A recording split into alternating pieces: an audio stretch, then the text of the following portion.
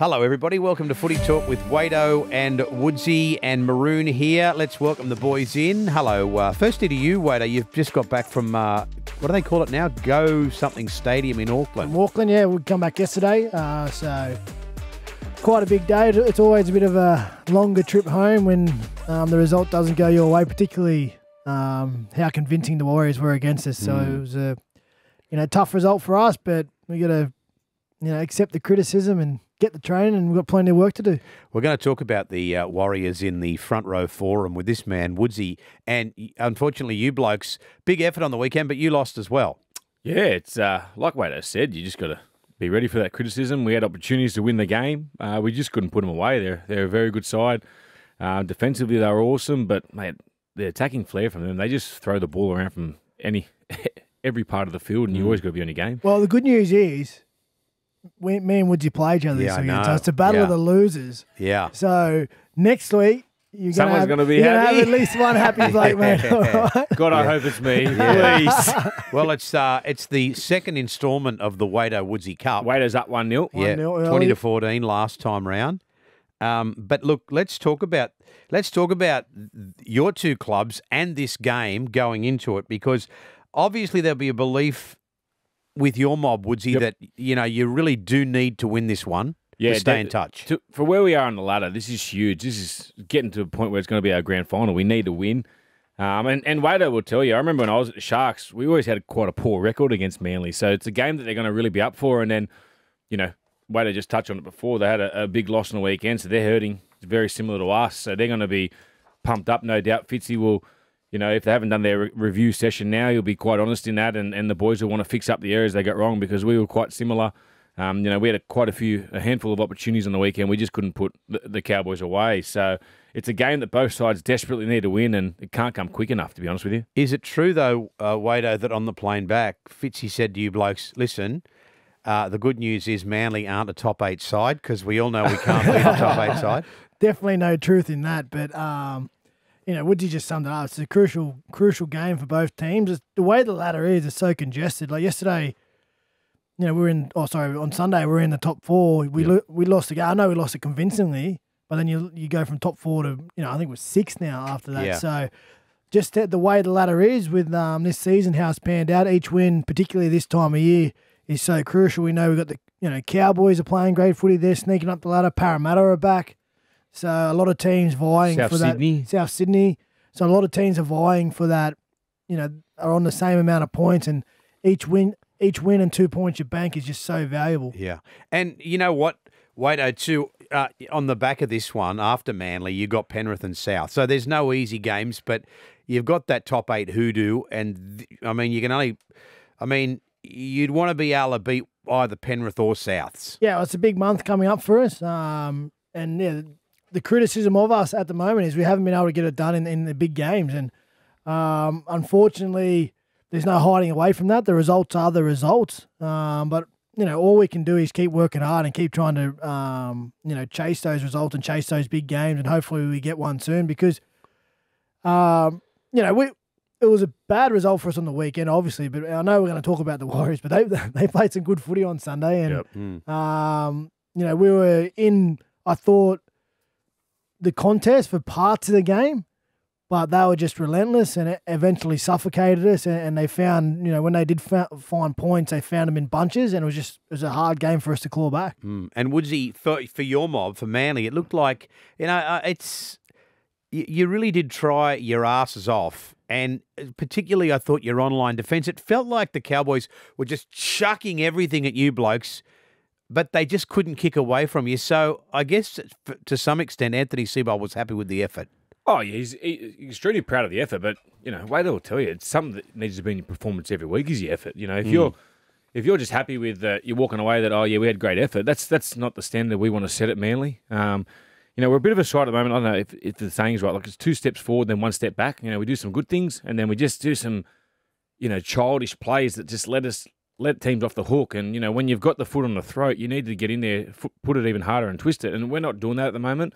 We're letting the teams off the hook. And like you said, the effort was good. Like, Cowboys are a great attacking side. They got threat all over the park. But, geez, we just let them off the hook a couple of times with, some silly passes or just missed execution off our attack lines on the try line. Well, that's what the good teams don't do, right? Exactly. Once they have their once they have their foothold on the game and they're controlling the game, they just don't. Well, you said that with yourself with the Warriors yesterday. When they scored tries, they scored in bunches. Yeah. We're just not doing that at the moment. And we thought, the communication and talk from us was just hanging the fight. Eventually, our opportunity will come, right? Crack. But they were too good for us. And I think they finished the game, over 90% completion, which is extremely high. I think they had more completed sets than you had for sets of the game. Sets, which is extreme. And that's it's not even to say that we were that bad. They were just very good. That was a great game of footy that the Warriors played against us on Sunday. And when we talk about them in the Front Row Forum, we're going to ask you guys a question. How far can they go? So keep your powder dry on that one. The Tigers, again, find themselves anchored to the bottom of the competition table. I mean, the last couple of weeks, they haven't been beaten by 70 again, but they are getting beaten convincingly. And again, Newcastle put 7 tries on them. But I guess the more of the talk at the moment, guys, is not on the field but off the field. With the talk that Benji Marshall and Scott Fulton don't get on, they don't get on. The first issue this raises is, why does all this stuff leak out of the Tigers all the time? Who is the gossip? Who is the rumour monger? Who is telling these stories?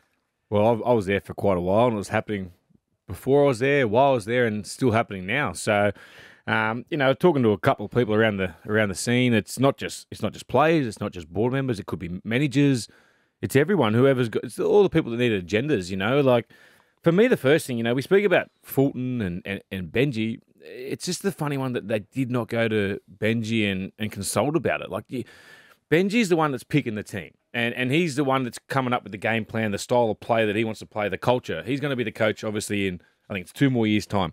Tim's still, head coach for this year and next year. There's a lot of question marks if Benji's going to take over next year.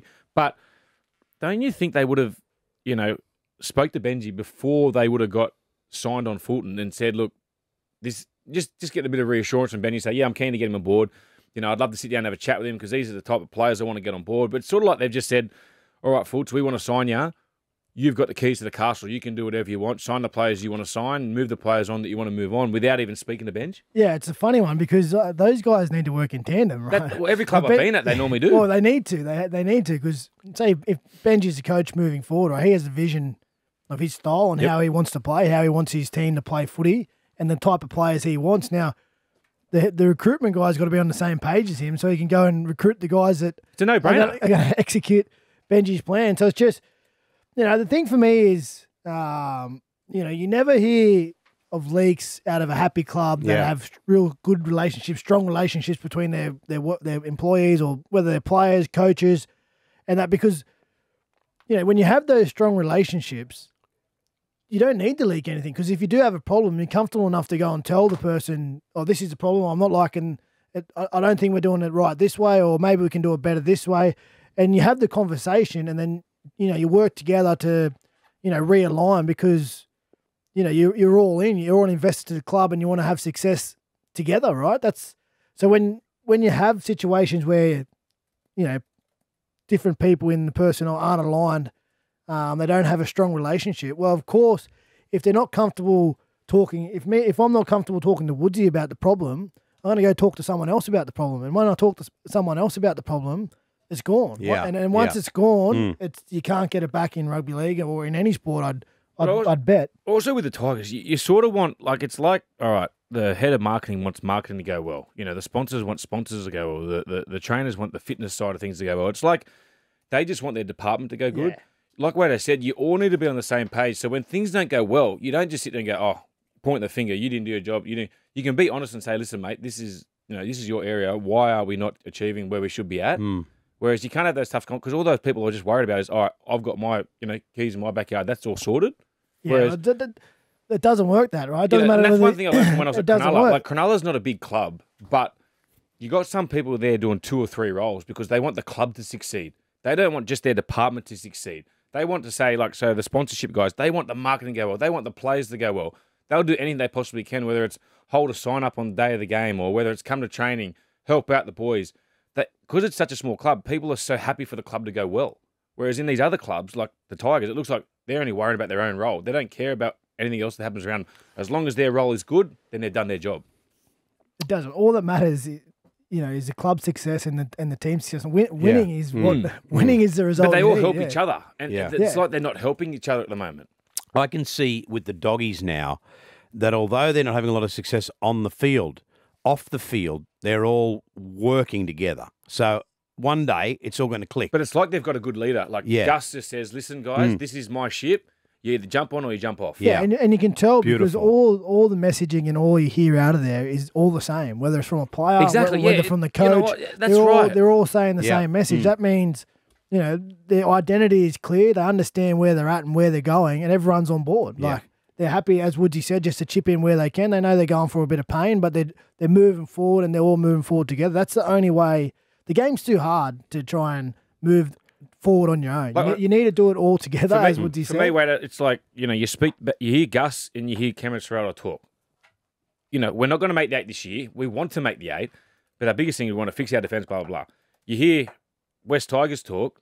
Tim goes, I wasn't even invited to that meeting. Yeah. I haven't heard about it. It just shows you they're on different pages. Yeah. And just coming back to the Tigers for a second before we move on. Now, the next thing is yesterday, Justin Pascoe spoke with Scott Fulton and Benji Marshall, but he didn't speak to them together, which I thought we'd get Do them you at the reckon table. that comes back to Wado's, you can't get everyone, the man conversations? Why can't you get them in the same room at the same? Wouldn't that's how you fix it? They need to be. So you're on the same page. They need to have a working relationship. That's Yeah. exactly you right. can't have your head of recruitment and your head coach to be We've both not played being on the we've same played page. with guys that probably aren't fond of each other, but they get the job done. Yeah. You know what I mean? I wonder if it's time, depending on, like a lot of these contracts coaches have now aren't, if you get sacked tomorrow, you get paid for the next 3 years. Depending on the contracts individuals are on, I wonder if it's not time to nip all this in the bud, change coaches again, bring in Justin Holbrook. Well, I think you're an idiot.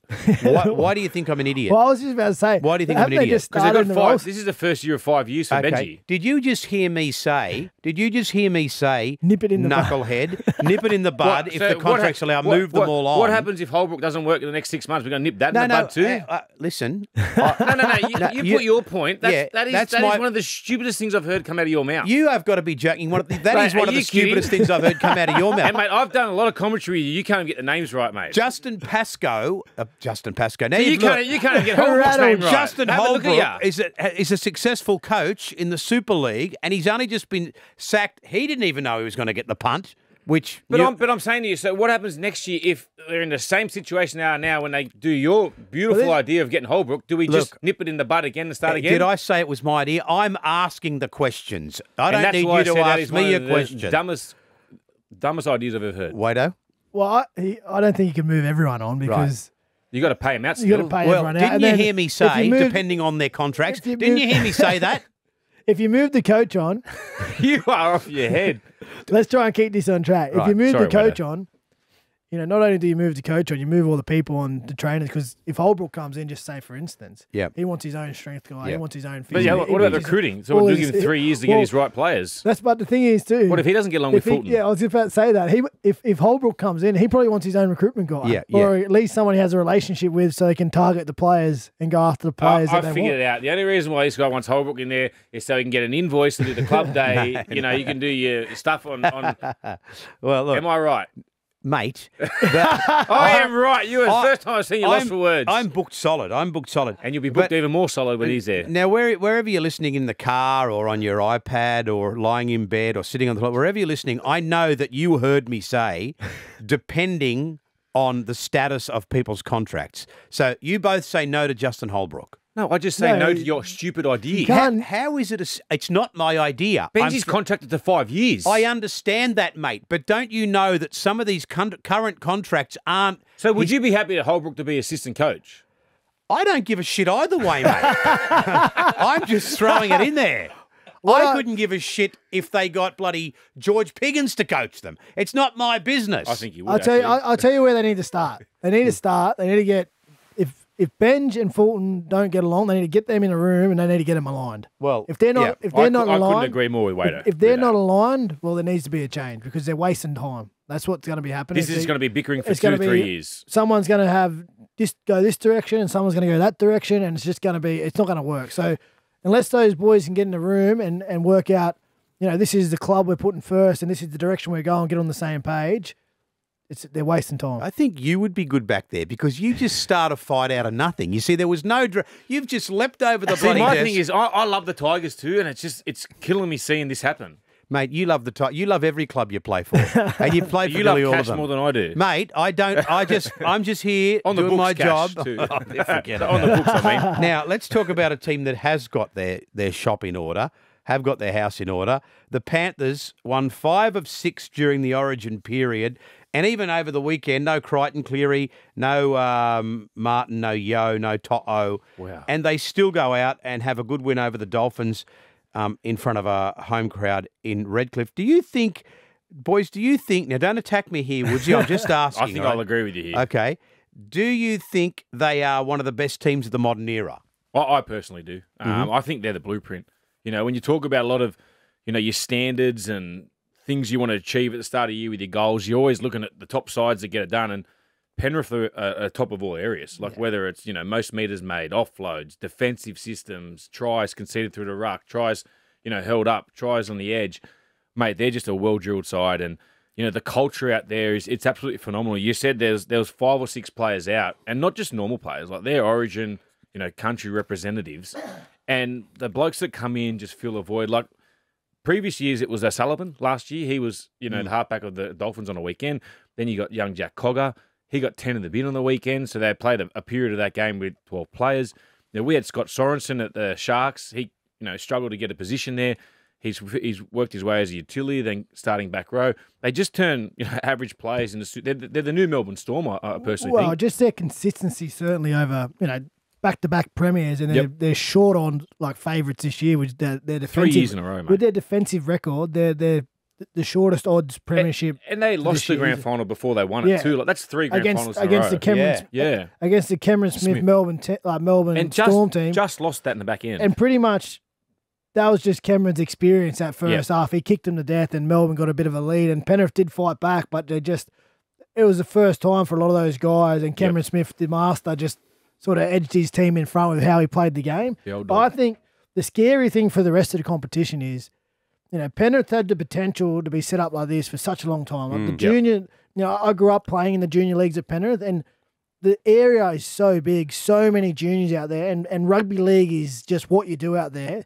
It starts from Blacktown, goes all the way up to the Lower Blue Mountains, and then all the way out to the Hawkesbury. Yeah, so that's the catchment area, and Harold Matts, every age, you're either in the grand final or you win. SG Ball, you're in the grand final or you I remember win. growing up, and I just hate playing against Penrith or Parrot because their catchment areas were so big. I remember I played against Wado. I was young, and Harold Matthews. We scored the first try and got beat 66-6. Yeah. But there's just so many players out there, so many players, and they've had the potential to be set up like this, the club, for a long time, and just haven't got it right over the years. We've seen even when you go back to Greg Alexander, a bunch of local juniors come through, they stay together and they win a comp, but then they all go. And then 2003, a bunch of local juniors come through, they win the comp, and then they all go. And they just haven't been able to maintain it. But now the club is set up where I think this could go on for 10, 15, 20 years. It's going to be a powerhouse with just the junior system they have out there, and they've got it right. As soon as a player moves on, there'll be another young kid in that under-20s team or that SG Ball team ready to just play first grade. You say play move. I thought they would be, probably top 4, top 6 this year because I thought Coruscant was so big to them. And just the way that they've handled with him gone, they lost Caper a year ago. Kick out gone. They've brought in blokes like Isaac Tungo. How good is he? He's the best centre in the comp. I don't care. He's one of the best centres in the competition. He's on fire. And Sorrow goes from the back row, from the bench to the back row. There was talk of Luke Garner, but then they've all just competitions. Zach Hosking, he was playing park footy for Newcastle 2 years ago. Plays for Brisbane last year and gets opportunity. Unbelievable. Lindsay Smith. They're just so confident in their footy. They have tremendous belief in their footy, like the footy club. And then whoever comes in, you can't help but get that confidence. It can't help but rub off on you. Young Sunia, the winger, they just, it's unbelievable. I'm telling the catchment. There'll be 10 kids in the under 20s and 18s out there ready to go. And that's our ready point. To go. Tigers have a big catchment area. They're from Campbelltown all the way to Mittagong. That's huge, the area, and they've got Balmain as well. So they should be trying to do a blueprint of what Penrith do. Do you think they should bring Justin Holbrook? Maybe no comment. Ivan Cleary back. Well, they had him, mate. They had the man. Yeah. Well, I tell you what would bring Penrith back down to earth a little bit. Just get Woodsy to sign on for you. That'll bring him back to the pack. Oh, the mock. Woodsy's Front Row Forum. Front Row Forum.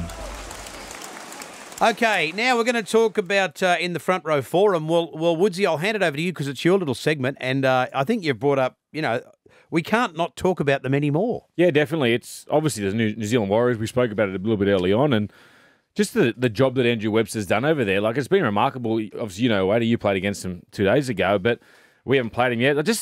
I thought the first thing they did well was the signing of the players. The players they've brought in. They brought Tamari Martin, Murata Niokore. They didn't play yesterday against Wade. Luke Metcalf, who was an understudy at the Sharkies. Chance Clockle-Nickstag, he was been one of the finds of the year for them, and I couldn't believe that Canberra let him go. Mitch Barnett, another one, Newcastle. Come on, man. Like, you talk about a hard player that's got through that period that can be a consistent footballer week in, week out. He epitomises that. He's tough. He's ruthless. They start him on an edge. They put him in the middle, and they get nearly 70, 80 minutes. Yeah, mate, what do you think? I just got to stop you, mate, because you I know. You point out laugh. that I get the names wrong, but you just called. I normally call him CKN. you just called Chance Nickel-Clockstad. Chance Clockle-Nickstad. I'm trying to give him a rap. Come on, mate. And then another bloke, Jackson Ford. He was a fringy at the Dragons. He played a lot of reserve grade, but he had a lot of potential. A good local junior who never wanted to leave the Dragons, and he's starting back row there, and he's one of those effort area players. He runs a good tough line. He leads the kick chase, defensively very solid. And you look at what Webby's done with Sean Johnson. There was cause to make him retire last season, and one of the first things Webby did, I remember speaking to Webby in Austin, he gave Sean a call and just said, "Mate, I'm going all in on you, and I expect, you to be focused, blah, blah, blah." And Sean, from that moment, he's just got so much confidence that he knows the coach is backing him, and he reckons him being home, settled, back in his own environment. He's just had his second kid on the weekend. He just seems so happy. His game management has been... He's outstanding on the weekend. Mate. But I know we talk about a lot of his try assists, but his kicking game, and remember when we said when we were at Sharks, when Sean, his kicking game was on, we knew he was on, but he's been on every week, and it's just steering them around the ship. Marcelo Montoya, well, I'm glad you brought that up because I think that's actually, for me, that's the real mark on Andrew Webster. Yeah, what he's getting out of players, even Dallin. Mate, Dallin Martinez-Zeziak. It's the best footy. They've been. That's a good, you got it. And Pompey. Yeah, just the growth of those guys in the season. You see, a lot of we talk about teams who come in, they need to recruit new guys. Well, the first thing, if you're a good coach, you're trying to get the best out of the players that you have, and Andrew Webster's certainly done that. And it's noticeable, in the way they play and the commitment they have for each other in the game. And we haven't even spoken about Fanua Blake, Tohu Harris, Wade Iggy. Mate, wait, I spoke to Lodgy throughout the week because Lodgy just signed with Manly, and I was like, "Who's one of the guys that really impressed you at the Warriors?" He goes, "Mate, Wade Egan. He's a future representative." I said, "Really?" And he goes, "Mate, the craftiness, just knowing he knows the right time to give the right players the ball. He's got Fanua Blake running lead lines, but then he's got Sean Johnson at the back, Metcalf." And they play so straight and direct. You can't, it's so hard to double D it. Double D is where you got your man, once the ball goes out the back, to come off and then put pressure on the outside bloke. It's just so hard because they play so direct and they bite you right into the line. You're not able to go out the back and put other pressure on it. And it gives Sean Johnson that time. It gives Metcalf that time. And the whole runners, outside the back of that. And we were saying earlier, the good teams in the NRL, when you're controlling the energy, controlling the game, controlling the contest, you don't let the opposition off the hook. No. And that's exactly what they did to us on the weekend. We actually scored first and we started probably a little bit better, but they ground their way into the game, completed high. Shawnee kicked well, put us under pressure. And then they just, from that, probably, I'd say the 25 to 30 minute mark. It was 22 minutes. They had it on the screen. Yeah, they just didn't let us back into the game. It was 22 to 31. They scored four tries. Yeah, and we were actually at the start of that second half. We're trading sets for quite a long time. It was, I reckon, maybe 15, 20 minutes almost again. We were trading sets for them. And back on that way, years gone past, how many times would we say it, all right, boys, you get into that grind with the Warriors, they've got that soft underbelly, whereas, if you can keep going set for set, they're going to try flick one out of the backside or they're going to try come up with that miracle play. As long as you've got numbers around the ball, you're going to get the opportunities. They're not giving you those opportunities this year. That's on Sunday when they had, when they had control of the contest, they just didn't let up. And they relentlessly kicked us into the corner. Yep. And we couldn't find our way back. So certainly I think everyone's been impressed by the Warriors, particularly how they started the year. Yep. But I feel like everyone's been on the edge just waiting for him to dip, waiting for him to dip. But I actually think they're getting better. You know what's been good for them too? This Origin, they've had no one in there, so they have no losses, from that period. No one's going to get injured. And they've been able to have the same, close to the same 7 in each week, and from that, they've got the third best attack in the comp, which it's something that we come, if the Warriors are on, they score some points, but they've got the third best defence. Yeah, well, that's what you need. And as you always say, if you're going to be up there with the competition, you need to be in the top 4 defensively. Well, mate, history shows, you can't win the competition if you're not in the top 4 defensive teams in the competition. And that's just, it's not just some random stat. No. It's actually legitimate. Anyone who's listening can look it up. I don't think maybe 1 or 2 teams in the whole history have come outside of it. Maybe Penrith back in the day, I think. Maybe. Or maybe Tigers. I think it might have been Tigers. Tigers in 2005. Tigers in 2005. Tigers, and I think there's another one in it. But the rest have come from the top 4 defensive clubs in the competition. So in the NRL, it's a must. And from what we just said then, boys, I reckon Webby will be Coach of the Year, Dally M Coach of the Year. And I reckon a smoky for Dally M Player of the Year that none of us said, Sean Johnson. Yeah, the more every time they win, he's 3 points. 100%. Yeah. Hey, it's talking about the top 4 there, boys. They are right now, the Warriors are 5th on 26. The Raiders are 4th on 28. But Friday, 6 o'clock, Raiders, Warriors. That's a massive game. And remember what happened last time on Jared Croker's 300th game? Yes. They towed him up down in Canberra. Do you guys think, you're probably same as me, generally speaking, you believe that the team that wins the premiership has to finish top 4. Do you think if the Warriors finish the top 4, they have what it takes? Oh, 100%. I think, that first week, particularly if they get a game in New Zealand. Yep. I imagine going over to New Zealand week 1 of the finals, having to play them there in front of their home crowd, they're a massive chance because if they get that first game done over in New Zealand, a week off into a prelim. So for sure they'd be aiming for, top 2 they should be aiming for. If they get that home semi, it'd be a massive advantage to have an Australian team go over and play New Zealand. And they can beat the tops. Remember against Brisbane, they scored on the bell but got pulled back to lose the game. That's right. Pompey shouldn't have touched him. So, that's right. Mate, they can beat anyone on their day. Yeah, and the first round against you guys, they had to come back. Yeah, we were up 24-0 after about 20 minutes. I thought it was going to be 60 that game. That actually sparked them. Yeah, that was what got them in the gear, wasn't it? Sparked them in the gear. So remember everyone was like, you're welcome, the Warriors. Well, Wado, great to catch up with you, mate. What'd you get me from Duty Free? Is Duty Free still a thing? I got you a big block of Toblerone, mate. I know you love it. Oh, yeah. I thought you got him that cologne that he was going to refill. No, he's still got heaps of another one. She's getting more watered down. Yes, I've still got the cologne my kids got me from Father's Day fete at 2006 at the school they went to. What is it like? 1 part cologne, 2 parts water? Is that how you get the most out of it? And Woodsy, you've managed to offend me again today, mate. So it's not hard. Are you calling on Friday? I'm with you on Friday, big boy. Looking forward to it, mate. Well, that's it for Footy Talk. Have a great night, day, whenever you are listening, and we'll catch you next time.